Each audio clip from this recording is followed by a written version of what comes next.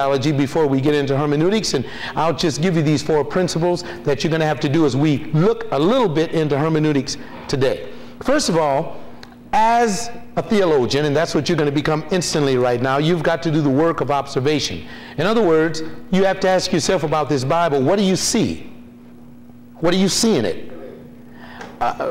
We have to do the work of a detective. We look at it, what do I see in the text? No stone is to be left unturned when you're trying to do, and this is a theological term, it's called exegesis. Exegesis is when you look into what the word says and find its most proper meaning there. Eisegesis is what a lot of folk do, is they put their meaning on the text and it was never God's meaning. And so therefore the Christian has to do exegesis instead of eisegesis, and that's what's wrong in many of our churches. In other words, everything has to be observed. It has to be looked at carefully. It has to be listed. You have to put some thought and comparison behind it. The second work, the first one is the work of observation. The second one is the work of interpretation. This answers the question, I've looked at it, now what does it mean?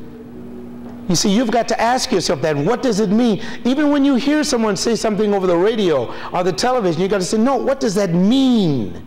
In other words, what do the details mean to me as well as to the reader who the writer originally wrote it to? Because if it means something different from when he wrote it 2,000 years ago, somebody's made a mistake here. And it's not the writer, it's the interpreter. And then you've got to ask in terms of interpretation, why did he say this? How will all of this work? What are the major ideas of the writer? What is he trying to communicate? You're interpreting it. And every time you read your Bible, you need to do that. Now here's the slight problem. Whenever we come to church, that's what you have that good pastor for. That pastor, having done the work, having done the study, loving you, wanting you to understand that, will dedicate his life to teaching you what that is.